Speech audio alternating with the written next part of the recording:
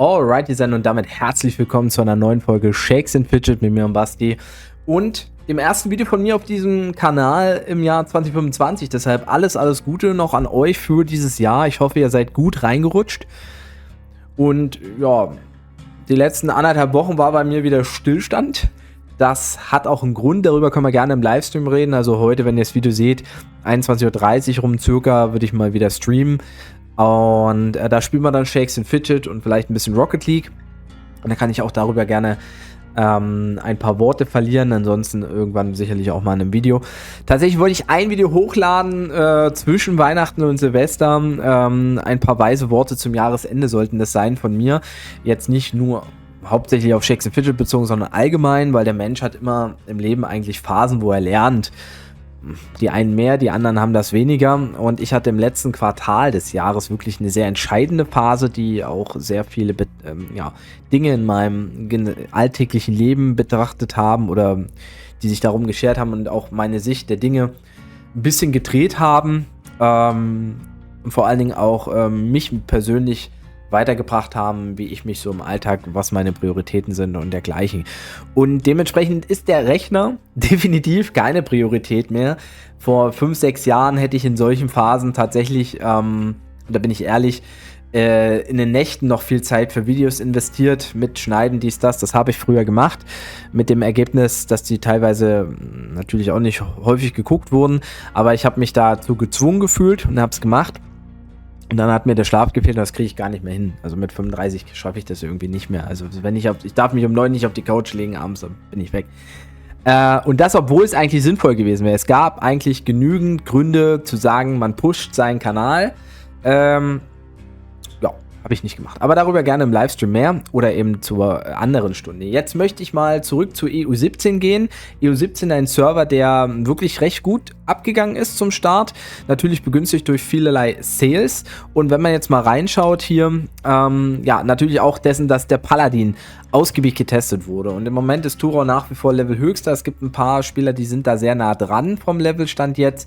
Es gibt auch ein paar Nicht-Paladine, die relativ weit oben sind. Chip RR, der beste Scout eigentlich war, bei 319, Dashchat 312. Der dritte hier auch schon über 300. Und ich bin hier bei 248. Ja, ich habe jetzt 1,5 Wochen lang nicht wirklich gespielt. Wahrscheinlich gestern, glaube ich, auch keine Alu gemacht. Nee, weitestgehend keine Alu gemacht. Ich denke, ich hätte Potenzial gehabt, jetzt auch in die 300 zu gehen, wenn ich so weitergespielt hätte wie an den ersten Tagen. Das war nämlich ziemlich gut. An Level 2 oder an Tag 2 war ich relativ stark zufrieden, trotz dessen ich natürlich nicht in der allerstärksten Gilde unterwegs gewesen bin, lief es doch relativ smooth. Es war natürlich auch großer Bestandteil meiner Videos zuletzt zu EU17. Tag 1 hatte ich auf 30 gespielt, da hatte ich nicht... Also das war okay, da hätte ich mehr machen können. Aus Zeitgründen ging es dann nicht mehr, aber ich habe trotzdem mehr Zeit investiert als bei manchen anderen Server-Starts. Und Level 30 an Tag 1 ist mittlerweile auch gar nicht mehr so das große Thema. Das ist schaffbar, auch höher, wenn man den Dungeon Key dann noch bekommt. Das ist heutzutage eigentlich tatsächlich machbar, da muss man auch nicht in der besten Gilde sein. Aber ich war sehr stolz, an Tag 2 war ich irgendwas über 90 und habe dann an Tag 3 natürlich relativ easy peasy auch auf 125 bis 130 spielen können. Was mir aber wichtig tatsächlich war an Tag 2 diese Level 75 zu erreichen, so zeitig wie möglich. Und das war leider aber auch erst zum Abend. Da geht es vor allen Dingen um die Pets. Ich habe wirklich an Tag 2 die Pets gestartet, konnte eben auch schon die Pet-Fights mitnehmen und bin, weil ich eben Tink nicht mehr finden konnte, auf Gelclops gegangen. Das lief aber echt gut. Ich war dann die weiteren Tage immer wieder in der Pet-Ehrenhalle sehr weit oben dabei, also in den Top 30, teilweise in den Top 10. Und das ist eigentlich vollkommen wurscht, aber für mich persönlich war das schon immer mal ein Ziel, das wieder mal von Anfang an auch zu schaffen. Genauso wie man auch in der Fortress relativ gut kommt, wenn man sehr weit oben dabei ist. Vor allen Dingen mit Teilschutztaktiken, wenn man jetzt mal schaut, das sind alles Spieler, die jetzt hier weit oben sind, die wahrscheinlich die Festung geskippt hatten. Ja, wenn man da weit oben ist, kann man die halt random finden. Also ist krass, die beiden haben ich weiß nicht was, 1209, 1069. Ja, also gut, das liegt auch ein bisschen am Level. Haben wir mal einen im Level hier, der tatsächlich von den krassen Levelern, gar nicht so viele hier weit oben, Also, was die sich für Steine holen, um so weit zu pushen, ich weiß gar nicht, wo Turor hier liegt. Heftig, ja. Also die haben sehr krass die Festung gespielt, auch Turor. Die sind, keine Ahnung, welchen Updates kann man sich angucken bei SF Game Tools.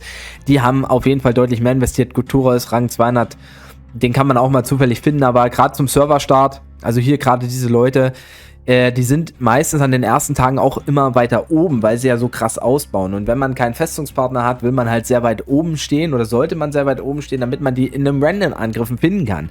Und auch in der Festung war ich ja nicht so schlecht unterwegs. Wenn man halt das alles aktiv auch mitnimmt. Und bei den Pets, wie gesagt, auch. Und das war mir echt wichtig, das mal wieder zu schaffen. Und das kann man dann auch halten, wenn man halt seine Aktivität auch voll dabei hat. Im Festungsevent wirklich mit den verkürzten Angriffszeiten immer wieder Angriffe farmt, um die Ehrenpunkte zu sichern, auch wenn man nicht immer die krassen Ressourcen bekommt. Und bei den Pets halt natürlich vor allen Dingen immer am Start ist, die immer volle Früchte hat und die Petfights mitnimmt. Und je eher man die Petfights mitnimmt am Tag, desto besser. Also Ziel sollte es eigentlich sogar sein, also Level 75 an Tag 1 ist halt eigentlich nicht möglich. Deshalb an Tag 2 Level 75 zu werden, aber halt so zeitig wie möglich, damit man sowohl am Tag als auch in der Nacht die Pets finden kann und gleichzeitig vielleicht auch nicht mehr dieses Schlüsselproblem hat.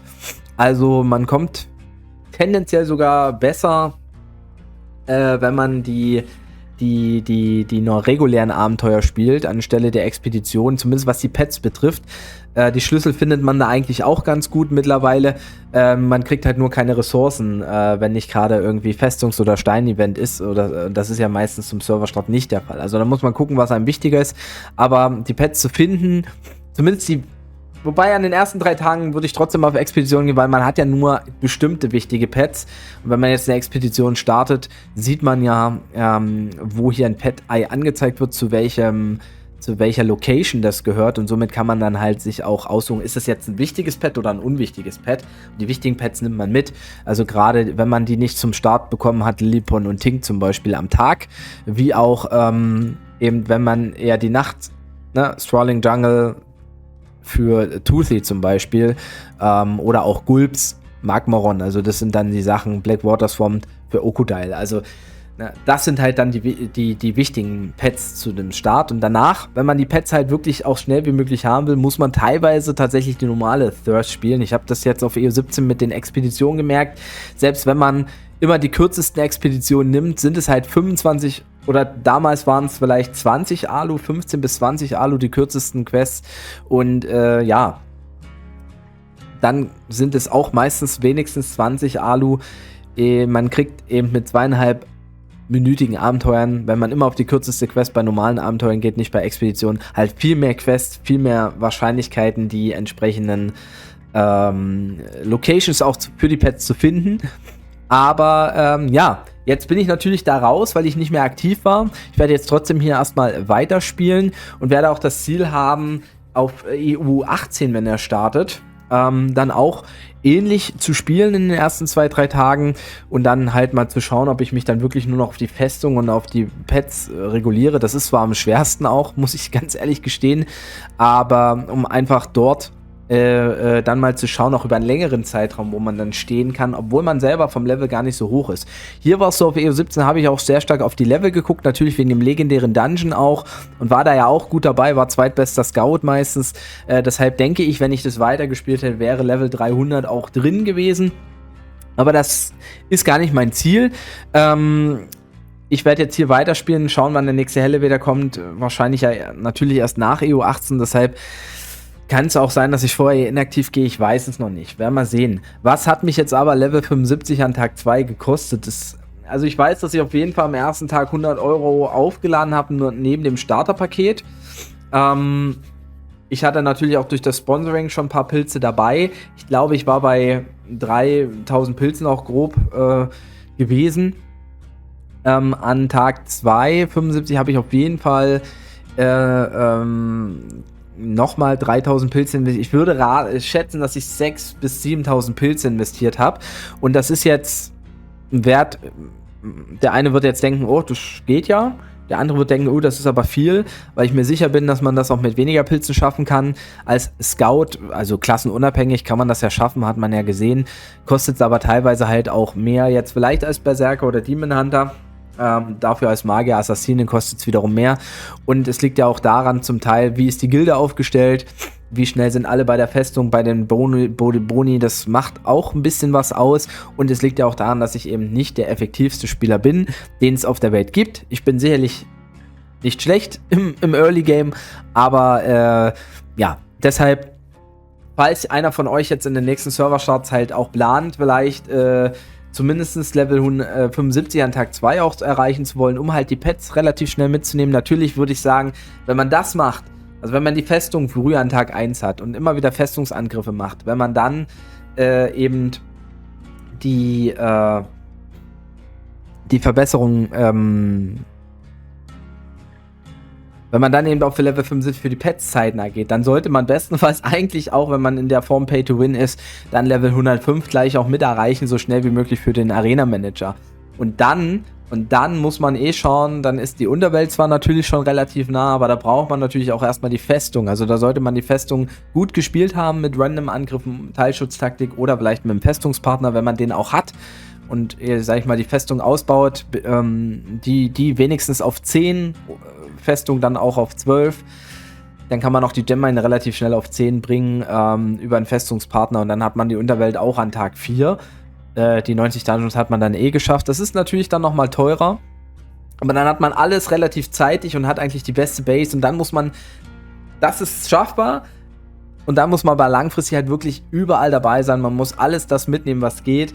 Und bei den Dungeons merkt man dann irgendwann relativ schnell, dann ab Level 220 plus, jetzt wird es aber tricky, weil nicht viele Dungeons mehr übrig sind, die viel XP geben. Dann muss man sehr viel durch den Wirbelsturm und so pilzen. Aber auch dort muss man halt seinen Daily Stuff halt weitermachen. Das habe ich dann nicht mehr gemacht und deshalb fällt man dann noch weg. Trotzdem habe ich das Gefühl, dass ich mit meinem Char auf dem Server gar nicht so schlecht unterwegs bin, obwohl ich jetzt eben 1,5 Wochen gar nicht gespielt habe. Also das ist auch so ein bisschen witzig. Ich habe halt New Year's Event nicht wirklich mitgenommen. Ich habe den legendären Dungeon nur zu Beginn mitgenommen. Ich habe natürlich ein paar Runs gemacht, wie ihr seht. Aber ja, da wäre natürlich noch mehr drin gewesen. Ja, ich glaube, mir fehlen auch noch Items. Ich musste, glaube ich, auch noch die Waffen. Da fehlt mir, glaube ich, noch eine. Genau, die kann ich mir noch erspielen. Und so weiter und so fort. Soll heißen, es macht Sinn, Level 75 an Tag 2, wenn ja, bestenfalls noch tagsüber, dass man auch die fehlenden Pets vielleicht noch erspielen kann mit Rest-Alu. Dann macht es definitiv Sinn, wenn man das so nicht schafft, dann kann man ruhig auch locker Level 75 an Tag 3 erreichen. Dann hat man bei den Petfights tendenziell zwar einen kleiner, also nicht so einen großen Vorteil. Allgemein sollte man die Petfights aber wirklich echt früh machen. Also das habe ich auch erlebt. Ich bin früh oft angegriffen worden, habe verloren, weil eben natürlich meine Pets noch nicht ausgebildet waren. Und das glaube ich, ist wiederum besser. Ich habe darauf früher noch nie so krass geachtet, dass ich die Petfights gleich gemacht habe. Selbst auf Servern, wo ich wirklich sehr langfristig hoch gespielt habe, wie auf EU5 oder auf W50 seinerzeit, als auch auf EU1. Ich werde auf EU18 da explizit drauf achten. Also für mich steht fest auf EU18, ich werde wahrscheinlich Berserker spielen, damit ich da relativ straight durchkomme an die Level. Festung und Pets vor allen Dingen und dann halt auch versuchen, dort bestmöglich über einen längeren Zeitraum zu spielen, um zu schauen, wie man dann dort steht. Und ja, das bedeutet halt dann auch Pets zeitnah zu finden, um die bestmögliche Pet-Rotation noch reinzukriegen. Ja, und dann muss man sich aber auch überlegen, spätestens jetzt hier zum Beispiel bei Wasser, ne, wenn man auf Unterbiss gehen will, dann braucht man natürlich auch einen guten Kladdi. Also irgendwo muss man trotzdem gewisse zusätzliche Pilze auch ausgeben, damit das dann auch roundabout gut funktioniert. Aber ja, EU18 muss erstmal angekündigt werden, dann müssen wir es erstmal spielen, dann muss es auch klappen. Vielleicht kommt da auch was dazwischen bei mir, man weiß es ja nicht, kann ja mal sein. Ist aber auch wurscht.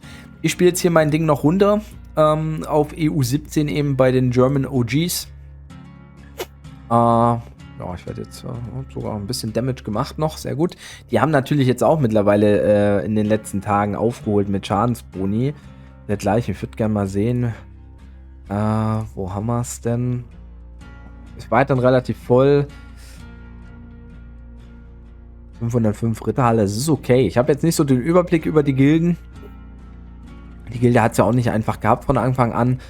aber eine potenzielle Top-10-Gilde nach wie vor. Deshalb würde ich eigentlich ganz gerne den Elevator auch mitnehmen, aber ich will auch nicht zu viel versprechen. Schauen wir mal, was wird. Was wird. Dementsprechend bedanke ich mich erstmal fürs lange Zuhören und Zusehen und würde sagen, haut rein, macht Tschüss und Servus, euer Basti. Ciao.